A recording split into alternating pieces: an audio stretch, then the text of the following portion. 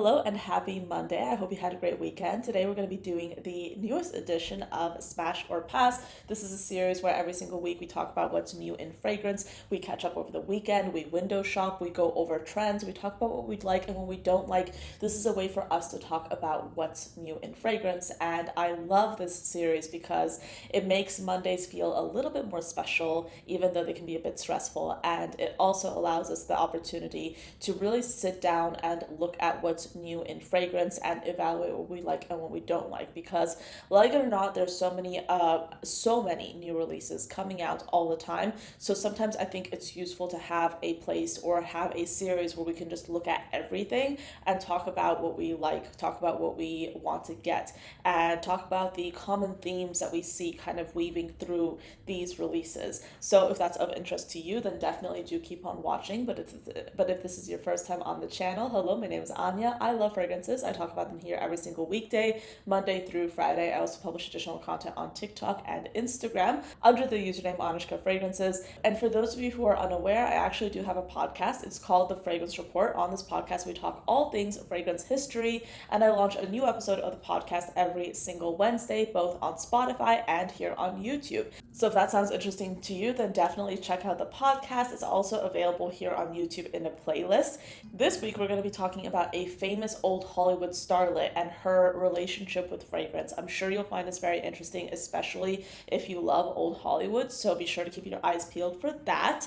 And in addition to that, with all these new fragrance releases, we really do need to track what's in our collections. We need to track how much we're spending on fragrances. And with that in mind, I created a spreadsheet. It's called the Fragrance Collection Long and Expense Tracker. It's available on my Stan store for you to download. So if you're interested, definitely do check it out. It's available in my description box. So with that being said, we have a lot to cover, so let's get into it. One of the most notorious fragrance releases that has been announced over this past week has been Selena Gomez's new fragrance called Rare. This is released under her brand Rare, which is available at Sephora, and her brand has really gained a lot of traction, especially in the last few years. You probably see it all over social media. It's one of those brands that people really respect for the quality of the product and the marketing. I think her team does an amazing job of pitching this brand as something that is not necessarily just a beauty brand. It's supposed to be something that adds to your natural beauty, not something that conceals or takes away. And I think whatever their marketing approach is, they are really effective at it because they're one of the biggest and fastest growing beauty brands out there. So them launching a new fragrance is a logical next step, especially since they already do have such a strong core audience. So this fragrance will be called Rare, and it has notes of caramel, pistachio, and pink pepper at the top, a heart of ginger, cocoa beans, and vanilla, and then a base of sandalwood, tonka beans, and skin musk. The packaging looks a little bit interesting, and I do think that it fits with kind of like the brand identity itself. I don't think I've seen anything like this. This looks like it could be a custom package or a custom bottle design, because the nozzle is kind of like on what would be the lid. I think it's a really interesting design. So it kind of reminds me of like a stone. So it reminds me of a spa stone. You know what I mean? That's what I think about when I look at this. And I think this fits in with the brand. It's kind of reminding me of what Merit Beauty did with their Merit fragrance that kind of pairs with their beauty brand. So I think this is going to be an interesting release. I haven't tried it yet. I know a lot of content creators have received it in PR and have been talking about it, and they have had some really positive things to say about this. So I feel like this could be like the perfect everyday fragrance. I haven't tried it and don't know what it would smell like. I imagine it might just be like one of those everyday appropriate fragrances, because that would be something that makes sense with this. The only thing that I'm looking at is a pistachio, because I feel like pistachios sometimes can get a little bit overdone, but I feel like that's not going to be the case here. So I'm looking forward to testing this out. Let me know, are you also looking forward to this? Have you already decided to buy this? I feel like this will be a really successful release, and I'm interested to see what people think about it. Next, we have the release of a new collection from the brand Gallivant. For those of you who are unaware, Gallivant is a British brand that was created with the idea of spotlighting different areas of the world through fragrance. The owner has done a lot of traveling and he uses that travel as inspiration for his creations. So this new collection is called the Gulf Collection, and it will include the fragrances Air Riyadh, Dubai, and Souk Waqif. And these fragrances are supposed to offer three different takes on the Gulf region, presented in a parfum concentration. Now, this is interesting because historically, Gallivant has kind of been known for creating these like light, airy fragrances, but now with this new collection, they're introducing a new oud fragrance. They're really amping up the concentration of their perfume, and essentially, this is going to be a more concentrated collection. So, this is a new development for them, and also the packaging, I believe, has been updated. So, a lot of changes for the brand. Let's go into the individual notes of these fragrances. So, Air Riyadh will have top notes are vervain oil, bergamot, bitter almond, and ginger, a heart of orange blossom, clove, nutmeg, ylang ylang, and cumin, and then a base of patchouli, tobacco, olibanum, and vanilla. Then we have Dubai. Now, Dubai will include notes of pear, neroli, and saffron, a heart of tea, jasmine sambac, honeysuckle, and cypriol, and then a base of vetiver, musks, and amber. Finally, last but certainly not least, we have Souk Waqif, and this will include top notes of incense, blood orange, and saffron, a heart of myrrh, patchouli, and geranium, and then that base of oud, woody resinous notes, gaiac wood, and cistus. I will say the last fragrance is certainly the one that is really making or really capturing the most of my attention. I love woody fragrances. I also love the combination of citruses and saffron here. I feel like this will be very intriguing and definitely one that I would be interested in trying out. But I could also say that for the rest of the fragrances as well, because they all seem intriguing. They all seem rather interesting, and I feel like this is a very timely release, especially because we are about to enter the fall, and this would be a perfect collection to wear when it gets a little bit colder, in my opinion. So this last fragrance that I just mentioned, Souk Waqif, is, like I said before, or like I mentioned when I first started talking about Gallivant, the first oud fragrance that they have released, and this will include Vietnamese oud in the fragrance, and they chose the Vietnamese oud because of, quote, its full-bodied nature, but also because it has excellent traceability and sustainability credentials. So I really do like how they added that anecdote there. I feel like it's easy to sometimes overlook ingredients when it comes to perfume, but it's nice to see more and more brands offer a more sustainable and transparent approach when it comes to their fragrances, and of course that looks different brand to brand, but it's nice to see more brands doing just that. So anyway, let me know what you think of these fragrances. I am very curious to hear your thoughts as well. I will be testing these out, and of course I'll report back. Next, we have a new release for the guys. We have Devotion Parfum pour Homme by Dolce and Gabbana. This is a fragrance that of course is a flanker of the original Devotion, this time with notes of lavender at the top, a mid of coffee and cypress, and then a base of oak moss, tonka beans, vanilla, and amber. I will say this is going to be the kind of fragrance that I would be very curious to trying out myself, simply because Devotion is kind of known for being that like gourmand and sweet fragrance profile, which is totally fine and it smells absolutely beautiful. But I'm really curious to see their take on a more masculine approach, because I kind of view Devotion as being so feminine in my eyes. I'd be curious to hear or curious to experience what their take on that would be if they kind of pared it down a bit and went more like unisex or masculine. So I'd be curious to smell this. I would even be open to wearing a fragrance like this myself, especially because it does have some notes in here that I think could be unisex. It depends on how they, of course, do the coffee, the cypress, the lavender. Those fragrance notes can be unisex, but sometimes when done in a certain way, they're more masculine. So all in all, I'd be curious to smell this myself and experience it and just see if it would be as unisex as I'm hoping. So let's check up on that.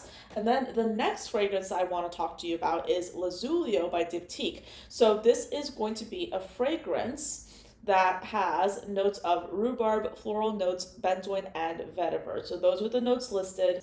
The bottle design is decorated with drawings from Nigel Peak, and this is supposed to be a fragrance inspired by feathers, which I believe is also reflected in the bottle design. So, I would be curious to try this out. I can't say I have tried too much from Diptyque.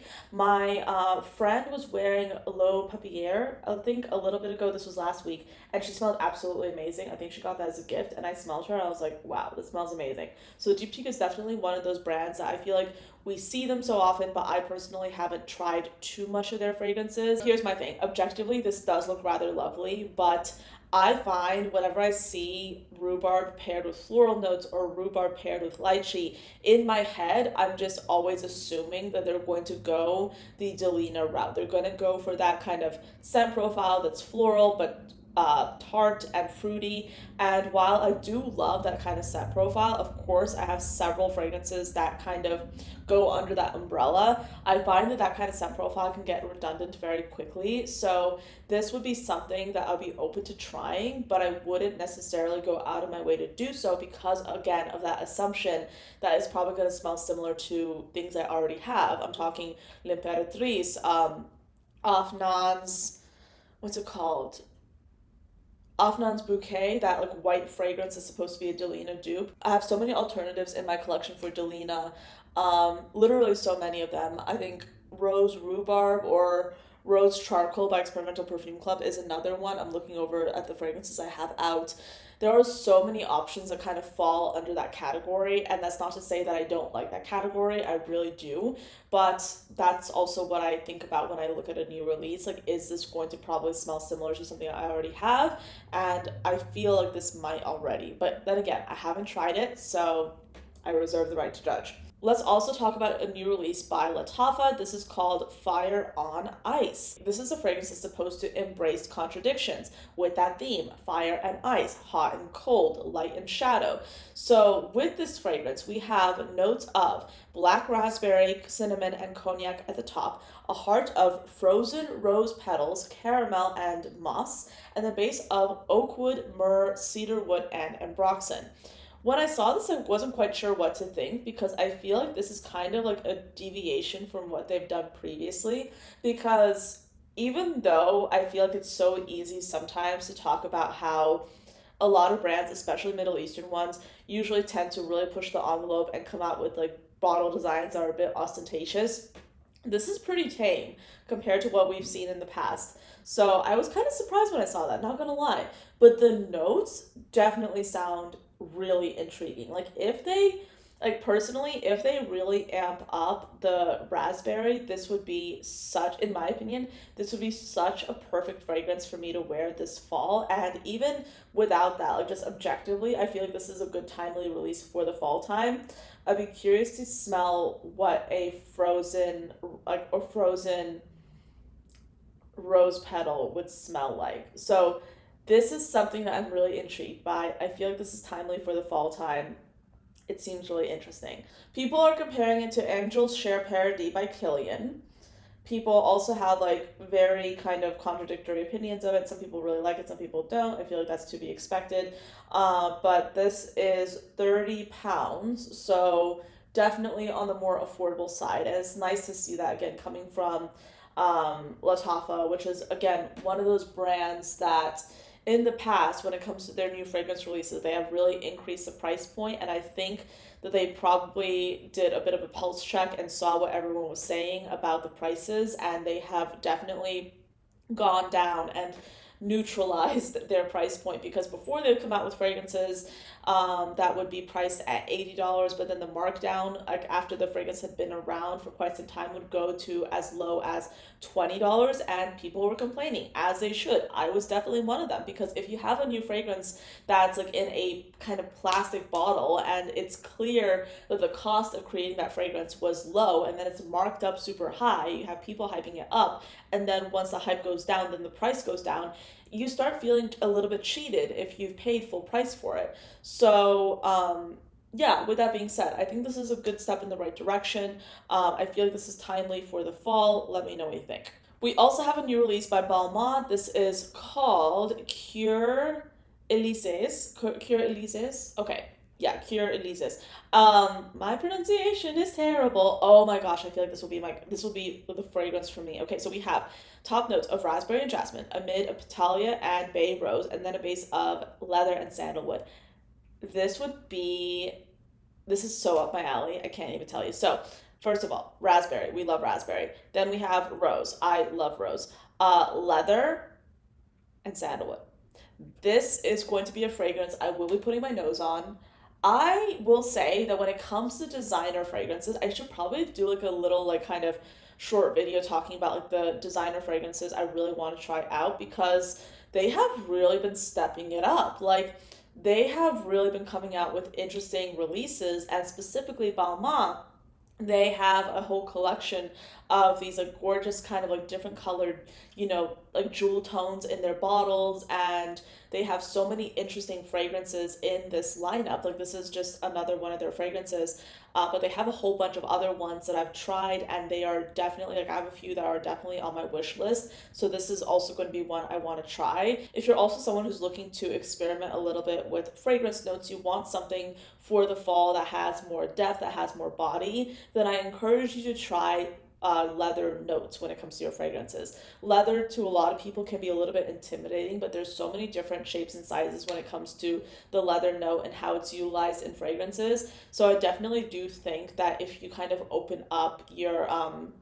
kind of willingness to experiment, you can definitely find some really intriguing leathery fragrances. Not all of them are going to be a really intense leather. And of course, I'm not talking about this specifically because I haven't tried this, but there's so many different options when it comes to leather. And I think specifically when it comes to a lot of different fragrances, sometimes leather can add a really like beautiful suede like velvety base to lighter, more kind of ethereal fragrance notes. Like I'm talking in this case, we have rose and we have raspberry, and raspberry pairs really well with leather. Like those fruity notes pair really well with animalic notes because they kind of like add like a full bodied nature to those kinds of notes. I just like love the way that different notes combine with others to make something really beautiful. And yeah, I'm excited about this release and I'll be looking forward to trying this out. It is a little bit difficult for me to get my hands on Balmain fragrances like where I live, but I would definitely be interested in testing this out the next time I'm in a store that sells Balmain fragrances.